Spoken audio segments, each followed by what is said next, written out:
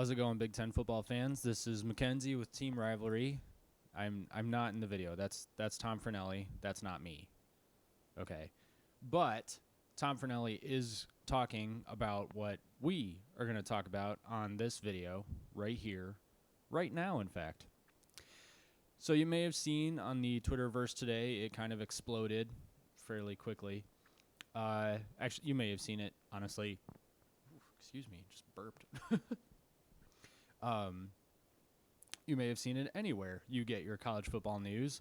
The 2024 Big Ten football schedule is released. And so I decided I want to do a video on that. So I'm going to go through it, going to talk about it a little bit, offer some opinions that I will no doubt get tons of crap for, but that's okay. This is just a hobby. All right, from NCAA football, CBS. From CBS, okay. Big Ten football schedule, conference releases 2024-2025 opponents featuring Flex Protect Plus model. Man, that sounds like a really cool car. Flex Protect Plus. You know, because it's like maybe car insurance rather, like Flex, I don't know, whatever. Anyway, Big Ten schedule will look far different beginning in 2024 with the arrival of USC and UCLA. This article was written by ChatGPT. No, it was actually written by Will Backus. And it's a 2-minute read. All right, anyway. So Will says, with the use of a Big Ten football field stock image thingy. It's good. Some quality photography there. With the arrival of USC and UCLA for the 2024 college football season, the Big Ten updated its scheduling model to protect the league's numerous and tradition-rich rivalries while eliminating divisions amid its swelling membership. Yeah, that swelling membership is going to include Miami and Notre Dame here soon, so put money on that probably. The conference announced its new Flex Protect Plus model Thursday, giving schools up to 3 protected annual rivalries. The conference will also continue with a 9-game schedule featuring a rotation of conference opponents on a 2-year basis. All right, I can't remember who I was listening to talking about this. I think it was Steve Dace.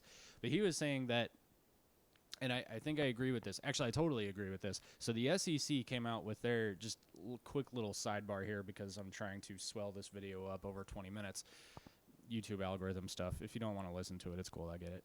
Anyway, so the SEC comes out with their 8-game schedule, and they're saying that they're not going to move to a 9-game conference schedule in, I think, the foreseeable future, but maybe I'm wrong about that.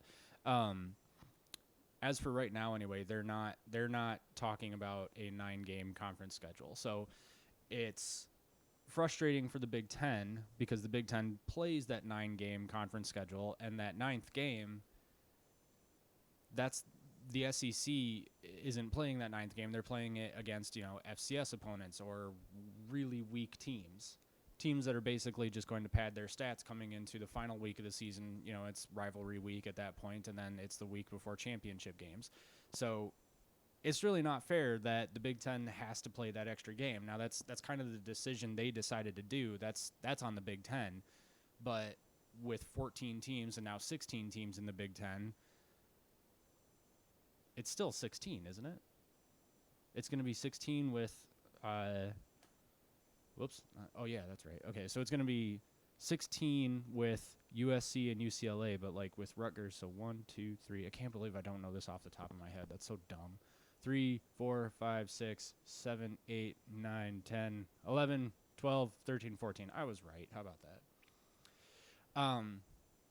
With 14 teams in the conference, you kind of have to do something like that because otherwise teams aren't going to be playing each other as much. You're probably going to go several years without seeing most of the rest of your conference. And that's, I don't know, I guess you could say that's not fair, maybe. I don't really understand why it wouldn't be fair if they just went back down to an 8-game conference schedule to match the SEC so that the SEC doesn't get an unfair advantage 2 weeks before championship weekend. I don't know. That's just me. Anyway, let's continue. So under the new format, teams will play certain opponents in both the 2024 and 25 seasons referred to as 2-plays, which will essentially serve as a home-and-home between conference opponents. 2-play opponents for each member institution will change every 2 years. Teams will have different 2-plays for the 2026 season, for instance, with the goal playing every other institution twice over 4 years. Nice. I like that. Since Penn State is the only program without a protected rival. Wow, really? West Virginia is a rival, is it not? Wasn't Maryland a rival? I thought Maryland was a rival because I remember that one game like years ago where Maryland and Penn State were playing, and Maryland got an unsportsmanlike conduct penalty at the handshake, the pregame handshake, because Maryland wouldn't shake their hands. I'm pretty sure that I would have thought Penn State and Maryland would have been a rivalry. I guess maybe that's the difference between a regular rivalry and a protected rivalry, because for it to be protected or for them to feel the need to protect it probably means that it has to be a, competitive game. And I think under normal circumstances that game's not incredibly competitive. Although Maryland's not bad, so maybe I should stop giving them crap. Instead of divisions, the top 2 teams in the overall conference standings at the end of the regular season beginning in 24 will play in the Big Ten championship game. The Big Ten has yet to announce tiebreaker scenarios. Ooh, yeah, that's going to be interesting. I wonder if they'll have to go down to, points or something. Probably, I would think. With all that in mind, here are the permanent rivals, plus the home and away schedules for 24 and 25 for each Big Ten team. So let's start with Illinois. They have teams in italics are permanent rivals, and teams with asterisks, that's such a hard word, are 2-play opponents. Okay, so Illinois does not have, Illinois has a 2-play opponent, Ohio State. So they're going to do a home and home with them for 2 years, and then they'll get a different. Okay. All right. I think that makes sense. So Purdue is a protected rivalry, apparently, and they only have, they've got Purdue, Northwestern, and Michigan State. Michigan State and Illinois is a rivalry. Wow. I guess I really am just, locked in the echo chamber that is Michigan football, because I had no idea that Michigan State, a school that I actually live closer to right now than Michigan, has a rivalry with Illinois. But I'm not a Michigan State fan, so I guess why would I know that? And also, I don't care. Indiana has Purdue as a rival. That makes sense. They're in the same state. And that's apparently it. I think we have all these rivalries on Team Rivalry. Pretty sure we did something like that. All right, so they've got... I didn't finish going through Illinois' 2024 schedule here. So they've got Purdue as a protected rivalry. Then they're playing a home game against Michigan, and then Maryland and Iowa. So a decent home schedule there that's, depends on how Iowa's doing next season. I feel like if Iowa's not going to be awful this season, but I don't know. They're such an up and down program. Anyway, and then away games at Michigan State, Ohio State, yeah, that'll be tough. Rutgers, and then USC. Okay, so notice here, USC is not going to be a 2-play, though. So the 2-play is just with Ohio State. Interesting. All right. Illinois at USC. That's an interesting scenario. All right, so Indiana is hosting Purdue, Penn State, UCLA, Minnesota, and Maryland. Okay, all right. So Indiana's obviously struggling right now, and that's disappointing for them. But to see UCLA come into Bloomington, that's going to be interesting. Man, this is going to be kind of wild with these, UCLA and USC are a couple of historic programs in their own right, for sure. Obviously, I don't really know much of their history except that Michigan and UCLA and then Michigan and USC played in the Rose Bowl every year or every couple of years, with Michigan usually losing, but whatever. Anyway, and then Indiana's playing Michigan State as their twofer, and then Nebraska, Northwestern, and Wisconsin on the road. So, Wisconsin should be tough on the road, but the rest of that, it kind of depends on where Nebraska's at. Iowa has protected rivalries with Nebraska and Wisconsin. They're hosting UCLA and Maryland in 24, and then they've got another protected rivalry with Minnesota. Wow, they've got 3. Sheesh. And then they're going to Illinois, to Ohio State, to Rutgers, and then to USC. Man, so they've got a home game against UCLA, which will be tough, I think. Pretty sure. but then an away game against USC. So I guess what's interesting is that USC last season was like all offense and no defense, and Iowa is all defense and no offense. So I guess maybe this will be where we finally get an answer to the age-old question of what happens when an unstoppable force meets a object that refuses to play offense. Maryland has Rutgers as their protected rival in the I belong here game in the Big Ten, I guess. That's the game they play to determine who is the lame duck or ugly duckling of the Big Ten that really doesn't deserve to be in the conference, but TV ratings, I guess. I'm just kidding, Maryland and Rutgers fans. We like having you here because you're basically a guaranteed W. Anyway, they've got Michigan State, Purdue, USC, and Wisconsin at home. Ooh, USC. That's a long way to travel. Look at that map over there on the right. See where USC is? It's all the way down here. And then Maryland's all the way over here. Oh, and there it goes. That's some rough traveling for USC. Poor USC. I don't feel bad for them. Whatever.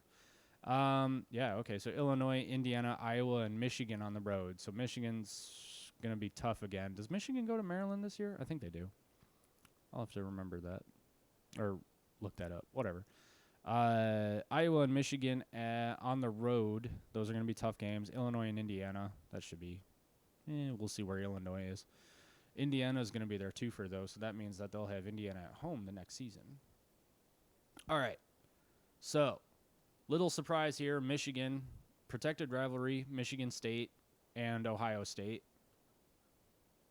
Oh, hang on. Okay, yeah, I guess that makes sense, but normally we, rotate other rivalry games, too. Because we technically have a rivalry. Well, we not technically. We absolutely have a rivalry with Minnesota for the Little Brown Jug. But then we also we have a rivalry with Northwestern now too. But we really never play Northwestern anymore.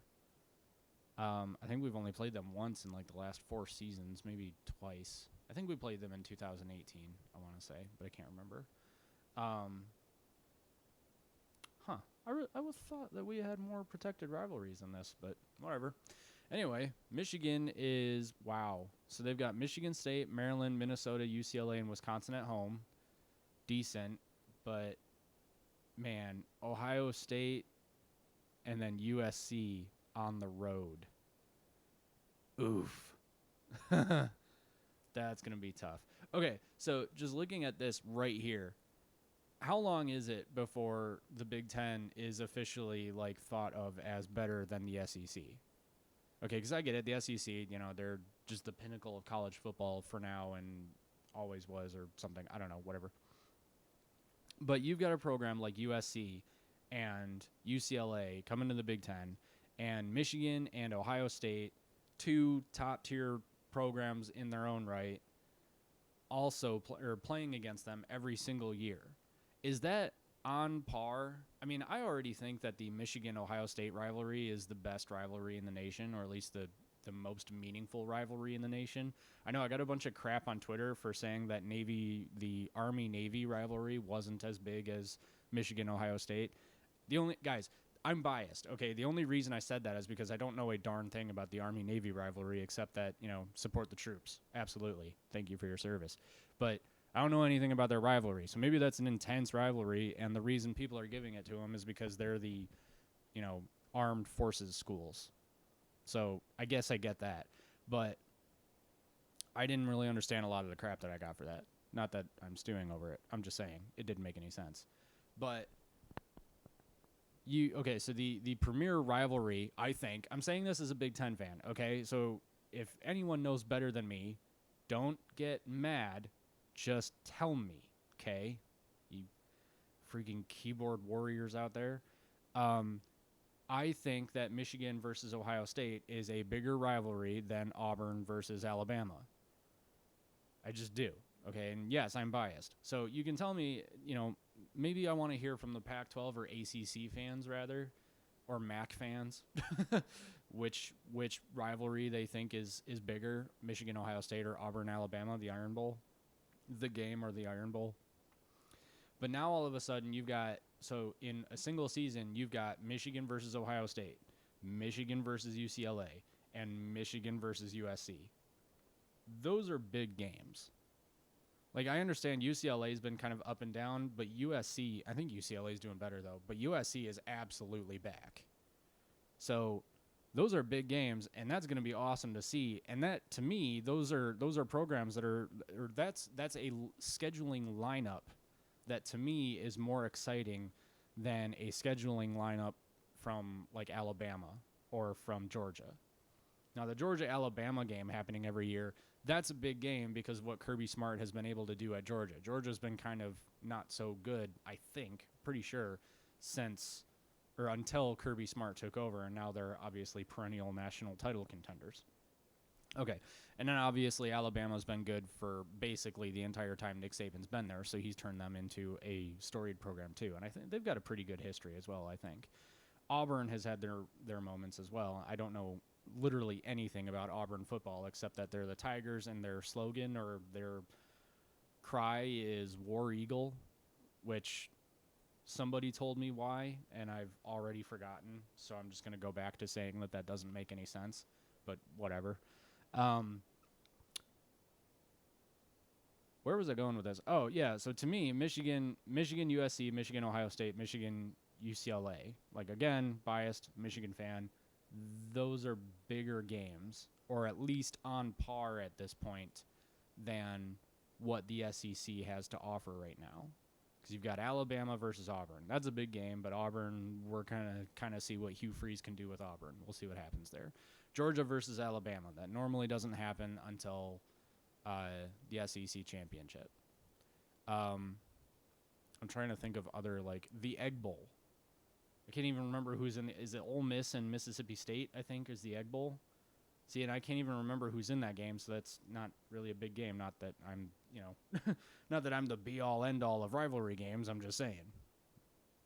So anyway, to me, this schedule kind of makes it look like it's bigger than the SEC, or it's getting to be on the SEC's, on par with the SEC. Is that a spider? Oh, no, that's just a hole in the ceiling. Okay, cool. Season. Moving on, we've got Michigan State, Illinois, Indiana is a twofer. They've got Ohio State at home, Purdue and Rutgers at home as well. So that's, aside from Ohio State, bit of a cakewalk at home. No offense intended. But come on, guys. Illinois, Indiana, Purdue, Rutgers. Just not looking very good right now. Michigan on the road, tough game, obviously. That's a protected rivalry, which we just talked about. And then Maryland, Nebraska, and Penn State. I thought Penn State would have been a protected rivalry. I don't really know who else they have a protected rivalry with. Didn't I just talk about that at some point? I have Minnesota, Illinois. Yeah, I guess Michigan's their only protected rivalry on the schedule for 24. I would have thought Penn State, and then there was somebody else that I swear, I was just talking about somebody else that they had a protected rivalry with. Michigan State. Maryland, no. Iowa, no. Indiana, no. Illinois? Oh, maybe I was mistaken. I said that Michigan State was a protected rivalry, but it's really not. But whatever.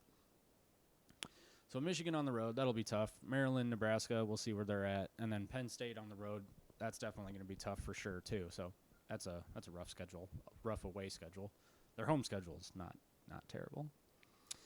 Minnesota, protected rivalry. Iowa, Northwestern at home, Ohio State at home, Rutgers at home, protected rivalry. Wisconsin, Indiana, Michigan, Nebraska, UCLA on the road. Nebraska is their twofer.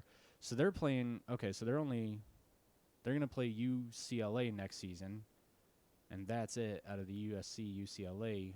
Wow.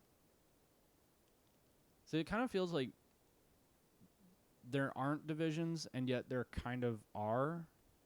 Well, no, not really, because Michigan State missed both UCLA and USC, so that's And then I'm trying to think of other East Division teams. So, like, Maryland isn't playing either of them. Michigan's playing both of them. Let's see. Ohio State is playing UCLA, and that's it. So, yeah, all right. I was going to say it kind of felt like they were still kind of lining things up in a division sort of sense, but I guess not. All right, moving right along. Nebraska plays Indiana, Michigan State, Minnesota, and Wisconsin at home. They've got a protected rivalry with Iowa on the road, and then Northwestern, Penn State, Purdue, and UCLA on the road as well, too. Now, what'll be really interesting is this Nebraska-UCLA game, because I don't know, if Nebraska looks halfway decent and they give UCLA a run for their money, then that's like a mid-tier Big Ten team, which I say mid-tier because, like, despite the last couple of seasons, when Nebraska's good, you know, they're not bad. So if it's a mid-tier Nebraska team that goes to UCLA and gives UCLA a run for their money, then UCLA might be like, hey, maybe we should have stayed with the Pac-12. I don't know. Maybe. All right, so I'm already over 20 minutes, so I'm going to hurry up and get through the rest of this. Northwestern protected rivalry with Illinois, Indiana, Nebraska, USC at home. USC at Northwestern. That's an interesting game. And then Minnesota, Ohio State, Penn State, Purdue, and UCLA on the road. So Northwestern also gets USC and UCLA. Man, and they also get Ohio State and Penn State on the road. Poor Northwestern. That sucks. That really sucks. Sorry, Northwestern. Ohio State, they've got a protected rivalry with Michigan, and they've got Michigan at home in 24. And then they're also at home against Iowa, Illinois, Northwestern, and Rutgers. And then they're on the road against UCLA. That is going to be a cool game. That's going to be a really interesting game. That's going to be a litmus test for UCLA. If UCLA gets blown out in that game, that's going to be the entire country looking at USC and UCLA like, you guys are in trouble. You may never see the Big Ten championship game. But I don't know. I think USC will put up more of a fight in this season than UCLA. I shouldn't say put up more of a fight because that sounds like they're not good. They're both decent teams. USC, I think, is still better despite their lack of defense, but whatever. Penn State, Michigan State, Nebraska, Northwestern, Ohio State, and USC at home. Indiana, Purdue, Rutgers, and Wisconsin on the road. Penn State without a protected rival. Huh. That's interesting. See, again, I would have thought at least Maryland, but if West Virginia comes to the Big Ten, if that ever happens, because they're Big 12 right now, aren't they? Yeah, so I think if the Big 12 ever goes under and their teams are ripe for the poaching, then there you go. That might be a protected rivalry, but whatever. Purdue has Nebraska, Northwestern, Penn State, and USC at home, so that's half okay, half rough. And then Illinois, Indiana, protected rivalries on the road. They also go on the road against Maryland, Michigan State, and Wisconsin. So not a bad away schedule if Purdue's a strong team. I could see them taking out Illinois and Indiana and Maryland. Michigan State, we'll see where they're at, but I don't know. I'm on the fence because Mel Tucker did have that one really good season, but how much of that was Mel Tucker versus Kenneth Walker? Wisconsin, we'll see where they're at, but I have a feeling they're going to be tough under Luke Fickell. And then UCLA, I'm at Rutgers. Sorry, Rutgers. Rutgers is playing Illinois, Iowa, Michigan, Penn State, and UCLA at home. They've got a protected rivalry with Maryland. That game's on the road. And then Michigan State, Minnesota, and Ohio State on the road as well. That Ohio State game obviously will be tough. Minnesota tough. Michigan State versus Rutgers. That'll be interesting, but it might be a good game, but maybe only in the sense that it'll be a close game. That's what I should say. That might be a close game, but not in a good way. We'll just leave it at that. UCLA is playing at home against USC. So USC is on the road against their Los Angeles counterparts. I think they're both in LA. I know they're both in Southern Cal. They're playing against UCLA. What did I just say? UCLA is playing at home against USC, and then at home against Nebraska, and then at home against Ohio State, Minnesota, Northwestern. Man, Northwestern having to travel to UCLA. That blows for them. Minnesota traveling to UCLA too. That's like worlds collide like that. That's crazy. And then UCLA is on the road at Michigan, Iowa, Indiana, and Rutgers. And if Michigan, UCLA is if they're both ranked in the top 10, or I feel like UCLA should be a top 15 team, top 20. So if that happens, that will be a crazy day at the Big House. I really hope I get tickets to that. Dad, make it happen. USC. I can buy my own tickets too. I'm just joking. USC gets Michigan at home, Iowa at home, Wisconsin at home, and Illinois at home. So that Michigan game, tough. Iowa, we will see. We will see. Wisconsin, we will see. Illinois, yeah. They've got UCLA on the road. Penn State, they have UCLA is also their protected rival. Yeah, okay, so I just said that. Okay. So then they they probably did that so they could have 1 week where they only had to drive to the other side of town rather than fly across the literal country. Like, jeez. So they've also got Penn State on the road, flying across the country. Maryland on the road, flying across the country. Northwestern on the road, flying across the country. And then Purdue on the road, flying across the country. Man, I really hope that they have, like, frequent flyer miles cards for all the players because they're about to get, like, miles on miles. They're about to they'll get so many miles during the season that they'll all be in vacation, on the other side of the world during the off season. I don't know. Anyway. And then Wisconsin finishing up here. We got Wisconsin with Minnesota, Indiana, Penn State, Purdue, Minnesota being the protected rival, all of those being at home. And then Iowa is a protected rival, Maryland, Michigan, Nebraska, USC on the road. Wisconsin at USC. Man, that'll be interesting. All right, I got to say, after going through this 2024 schedule, this is interesting. I'm really excited about this. I mean, obviously, I'm most excited for the Michigan UCLA and Michigan USC matchups because, man, those will be sweet. But, geez. So I guess I'm curious to see how this is going to shake out because, like, when Nebraska came to the Big Ten, everyone was saying, oh, Nebraska's going to steamroll the Big Ten and win the conference every single year. And they made it to the conference championship game once, got blown out, and then haven't been even close since. So, or maybe they had 1 year where they were in the running late but then fell off. So is this going to be another situation like Nebraska where UCLA and USC come into the Big Ten with high hopes? Or is this going to be a, not so much? Because I could definitely see UCLA, I think, could have some trouble because I don't think that they're as strong a team overall right now. And that might just be because they're going through a rut right now and they need to build up. And, they just need to build up their roster and get back to form. Because they're generally, I think, a pretty decent team year in, year out. I don't know if I'm pretty sure they're pretty much always in the top 25. But anyway, and then USC, I think, has been off the past couple of years, but certainly under Pete Carroll. And then I want to say for a bit after that, they were basically a powerhouse. Although, actually, maybe they weren't so much after Pete Carroll left because I think they hired, what was his name? Nope, I can't remember his name. Yep, no, it escapes me. But anyway, they fell off for quite a while and were actually, like, doing really bad there for a bit. But then Lincoln Riley had a really good season with them last year, with the Heisman Trophy winner even. So the Heisman Trophy winner is coming to the Big Ten next season. Although, is he a senior now? I don't know. Shows you how much I prepare for this stuff.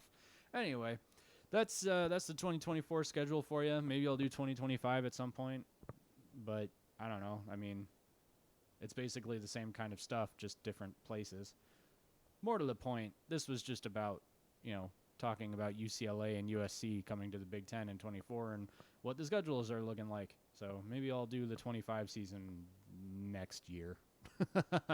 Anyway, let me know what you guys think. How do you feel about all this? Do you see USC and UCLA competing in the Big Ten anytime soon, or are they going to steamroll the Big Ten, or are they not going to get anywhere? Who knows? Let me know what you guys think in the comment section. Give the like a video. Goodness gracious. Give the video a like. Subscribe to the channel, please. Please do it. We need you. Please subscribe. And I'm going to go take a nap. All right. Catch you in the next video.